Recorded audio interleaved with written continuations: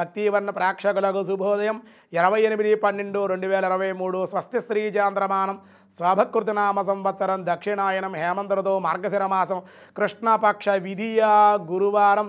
విధి ఈరోజు పూర్తిగా ఉంది.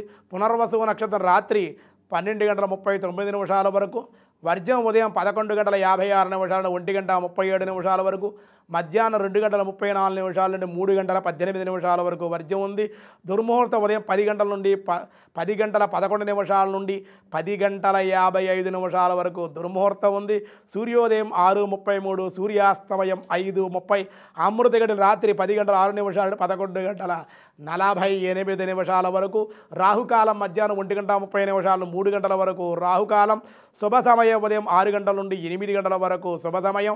సాయంకాలం 4 గంటల నుండి 5:30 వరకు సాయంకాల శుభ సమయం. ఈరోజు ఐంద్రవ యోగం రాత్రి 2:32, తైతుల సాయంత్రం 6:15. ఈరోజు విధియా గురువారం, అన్ని కార్యాలకి అనుకూలం. పునర్వసు నక్షత్రం కాడ రాములు వారిని ఆరాధించడం, స్మరించడం, పునర్వసు నక్షత్రాభిషేకం, నక్షత్ర కళ్యాణాలు ఇవన్నీ కూడా విశేషంగా జరుగుతాయి. చాలా మంచి రోజుగా ఈరోజు చెప్పడం జరుగుతుంది.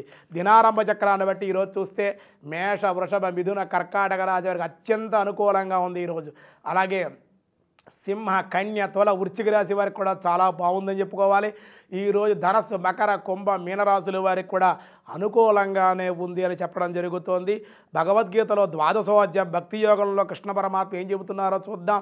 పార్థాయ ప్రతిబోధితాం భగవతాం నారాయణేన స్వయం వ్యాసేనాగ్రదిత పురాణ మునినాం మధ్యే మహాభారతం అద్వైతామృతవర్షిణి భగవతీం అష్టాదశాధ్యాయిని అంబా త్వామనుసందధామి భగవద్గీతే భవద్వేషిణి అదైతాప్యశక్తోపి కర్తుం ఉద్యోగమాశ్రితః సర్వకర్మ ఫలత్యాగం తతః కురు యథాత్మవాన్. మత్ప్రాప్తికై అంటే నన్ను పొందడం కోసమే, మత్ప్రాప్తికై యోగమును ఆశ్రయించి సాధన చేయడం ద్వారా నీవు అసక్తుడవైనచో మనోబుద్ధి ఇంద్రియాల వశం ఉంచుకోవాలి.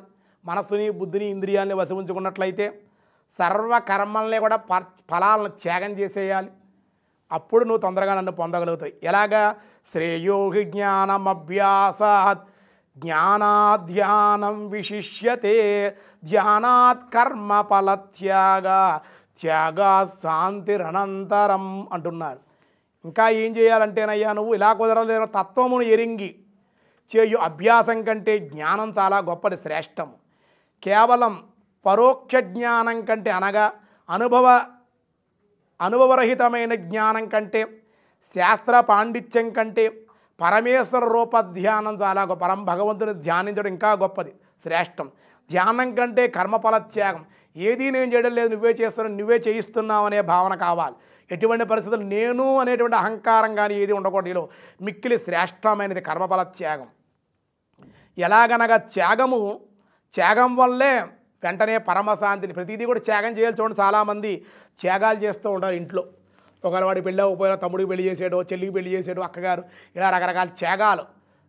ఉద్యోగాలు, తల్లిదండ్రుల కోసం ఉద్యోగం వదిలేసుకోవడం, విదేశాలు వెళ్లకుండా ఉండడం, ఇలా రకరకాల త్యాగాలు చేసి తల్లిదండ్రులు బాగా చూసుకోవడం, ఇలా ఏదో ఒక త్యాగాలు, రకరకాల త్యాగాలు ఉన్నాయి. మనం ఆ త్యాగాలు చేస్తే భగవంతుడి గురించి నియమంగా ఉండడం, శాకాహారమే తీసుకోవడం, మనస్సు లాగినప్పటికీ మనస్సును నిగ్రహించుకోవడం, ఇంద్రియాలు నిగ్రహించుకోవడం, అరిషట్ వర్గాలు వశం కాకుండా, ఇవన్నీ త్యాగమే కదా. అన్నీ త్యాగం చేసుకుంటే వెళ్తే నేను దొరుకుతున్న వాళ్ళకి అని అతి రహస్యాన్ని కృష్ణ పరమాత్మ భక్తి యోగంలో 12వ అధ్యాయంలో తెలియజేయడం జరిగింది. ఈరోజు స్వస్తి, మిగతా విషయాలు రేపు చూద్దాం.